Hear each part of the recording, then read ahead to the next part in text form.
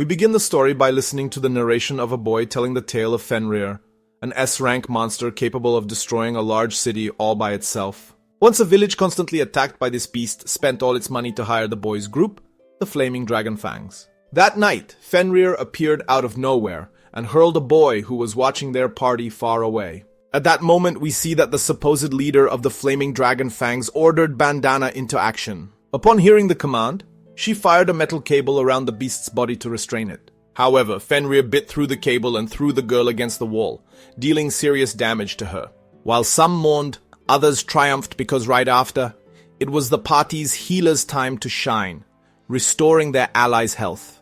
Properly healed, Bandana tried to immobilize Fenrir again, and this time, she succeeded, allowing the leader to strike the beast with his flaming sword, setting it ablaze and securing the team's victory. Our narrator then mentions that Bandana was a swift ranger, Marlefis was a priestess, and Golnova, the leader, was the flaming warrior.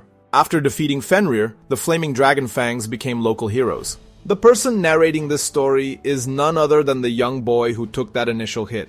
And he mentions that his story is one you don't hear often, that he's just an ordinary man in a group full of powerful heroes, responsible for doing silly tasks on a journey to save the world. The scene changes, and after the victory, we see the group going out to eat. However, after taking a bite of meat, Golnova complained that it tasted awful and discarded it, ranting about the village's terrible food quality.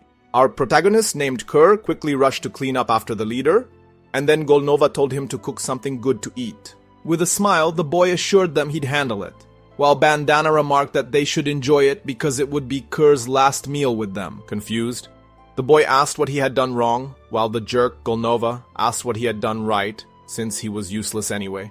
Marlefis then mentioned that, according to this world's laws, parties must have 4 members, meaning if they truly wanted to grow stronger, they needed to recruit a high-level mage to elevate the group.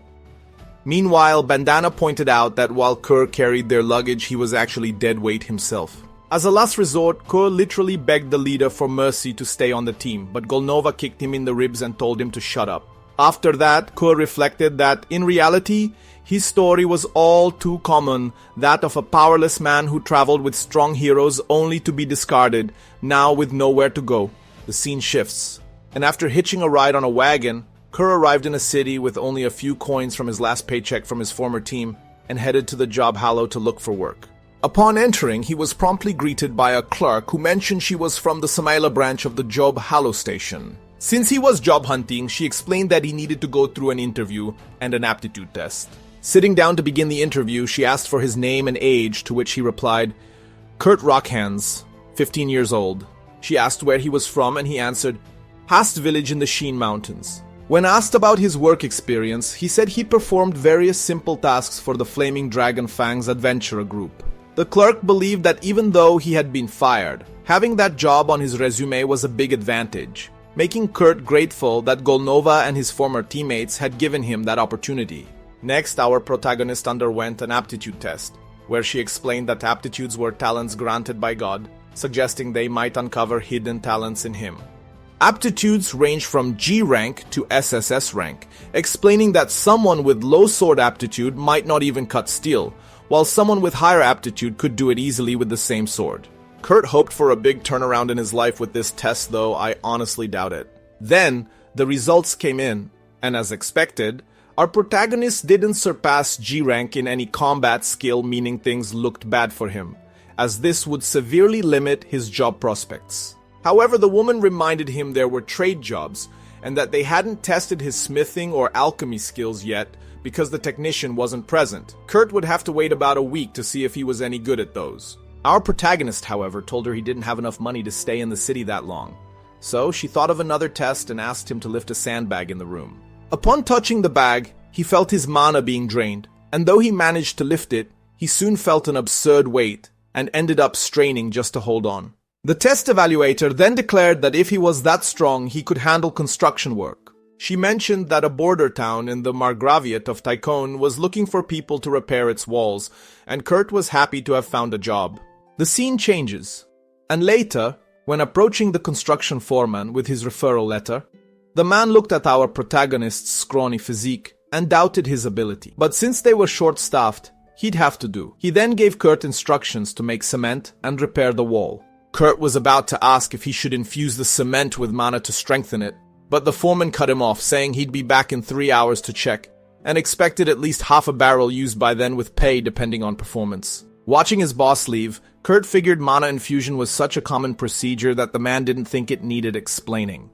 Still, our protagonist was surprised that half a barrel was considered enough, but he promised to do his best. 3 hours later, the boss returned to check, and was completely stunned by what the boy had accomplished. Kurt apologized for using up all the cement, but that wasn't the issue.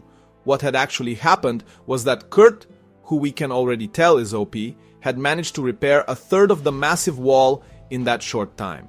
In disbelief, the foreman asked how the boy had reached the higher sections without scaffolding or ladders, and Kurt explained he put the cement on the end of a really long stick. Initially underestimating the scrawny kid, the foreman was now convinced and asked how much longer the boy planned to work there. Kurt admitted that staying for a week would be ideal. With that, the man let him go and handed him a small bag of coins, the most he had on him, promising to send the rest through the job hello later. Our protagonist was stunned at receiving so much money, as he was used to only getting scraps from his old group. This motivated him greatly. My dudes, we're about to witness our protagonist's journey from zero to hero, and I'm loving it. 3 days later, just like the foreman, everyone passing by the north and west walls was shocked at how quickly they'd been repaired. That day, the employer told Kurt he didn't need to come back the next day because the boy had fixed the entire wall, leaving those who relied on the job for food without work. Still, as a small consolation, the man noted that Kurt's performance was typical of an SS or SSS rank for this kind of work. Afterward, he gave Kurt the rest of his payment and recommended he look for another job in the capital. And our protagonist, despite his excellent performance, returned to the Hollow feeling like a failure, thinking he'd been lightly praised and kicked out again.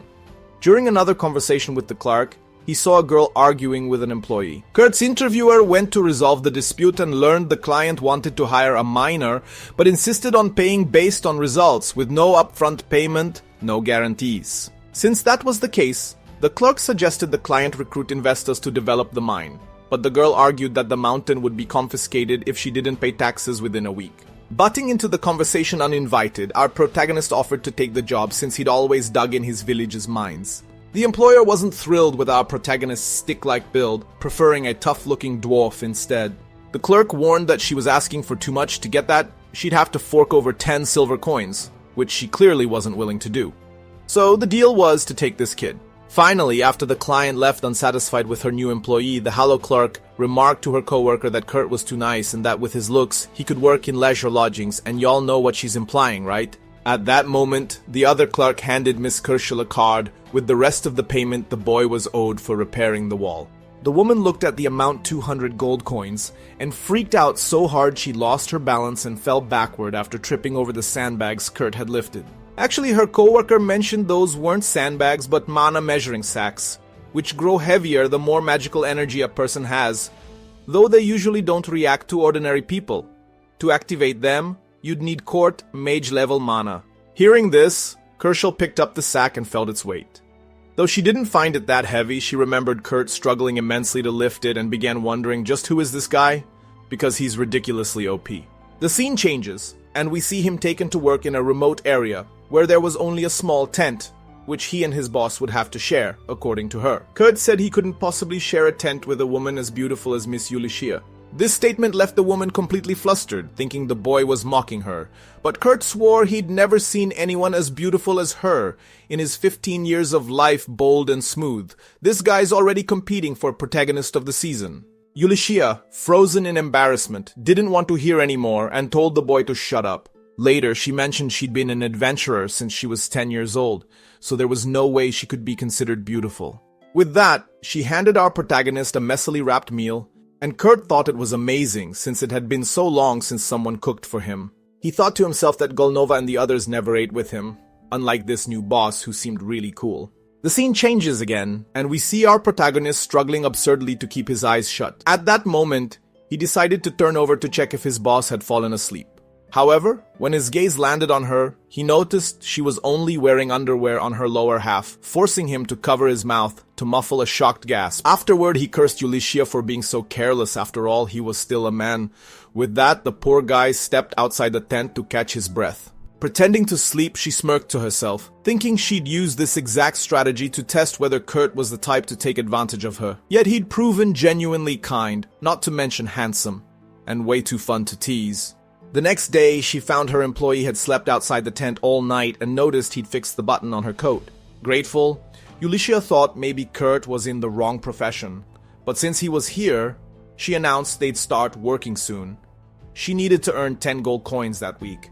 To do so, she planned to start digging somewhere nearby, but Kurt pointed out she wouldn't find ore by digging randomly, and that he should take a look first. After she agreed, our protagonist found a crystal worth about 3 gold coins on its own.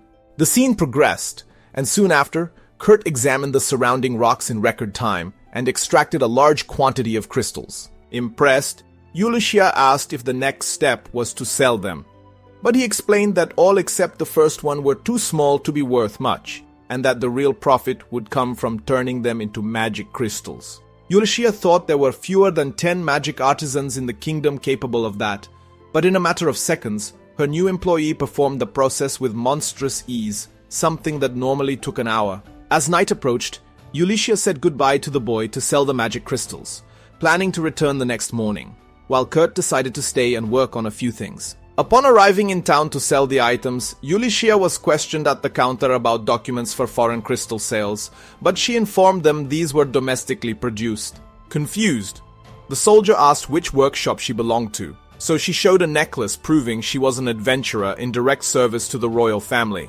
granting her access to a teleportation stone to the capital. Since Yulichia was a former royal adventurer, these people wouldn't believe her even if she told the truth. Next, Yulichia visited a friend and asked her to buy some of the crystals. The girl assessed that the glow of one sample wasn't very strong, so it probably wasn't worth much, maybe 10 silver coins. Yulichia expected as much, given how little time Kurt needed to imbue the items with mana. But suddenly, the buyer re-evaluated the crystals and decided she was willing to pay 10 gold coins for just that one, as it contained 10 times the normal mana, and the dim glow was due to the crystal being treated to prevent mana leakage. With 50 crystals, the buyer placed a bag of 500 gold coins on the counter without hesitation, but asked 2 things of her friend. First, she shouldn't sell these magic crystals anywhere else, as it wouldn't be in the kingdom's interest to have such powerful crystals circulating freely, and second, she asked Yulichia to reveal who had imbued the mana into the items. But Kurt's boss refused to disclose her employee's info without his permission. With the refusal, the shop owner leaned in, reminding her that she was a royal court mage with honorary count status. She wasn't just asking, she was ordering. However, Yulichia argued that she no longer served the royal family and didn't have to obey such orders. So the friend gave up and simply asked, as a personal request, that she ensure the person responsible didn't leave the country and that he be informed she was offering him directorship of a royal magical research lab with the title of honorary baron or even honorary countman. This escalated from 0 to 100 real quick. Leaving the shop, Yulichia tried to process how she'd just acquired 500 gold coins and how our protagonist could become an honorary count. Unable to get it out of her head, she returned to the Hollow to ask Kerschel about Kurt. And likewise, the clerk also wanted to know more about this boy. At first, she tried to protect the client's privacy, but when Yulichia showed her royal insignia, she had no choice but to reveal that Kurt was from the Flaming Dragon Fangs, but had been fired not just from there, but also from the construction job after only 3 days, where his payment was 200 gold coins because he single-handedly repaired the entire north and west walls. Speaking of money, the ex-adventurer asked the clerk to deposit 499 gold coins into Kurt's account and ordered her not to disclose any information about him to anyone. The scene changes, and Yulichia returns to where our protagonist is, only to find that the madman had built a wooden house on the spot in less than a day. To test him, she asked what he thought of it, and he said it was normal, explaining that people in his hometown used to do that. Mentally, she thought, there's nothing normal about this. And with that, the episode ends. Who is Kurt? What are his origins? What happened to his homeland? Now, we eagerly await the next episode, but I'll say I love this premiere, and I hope you did too.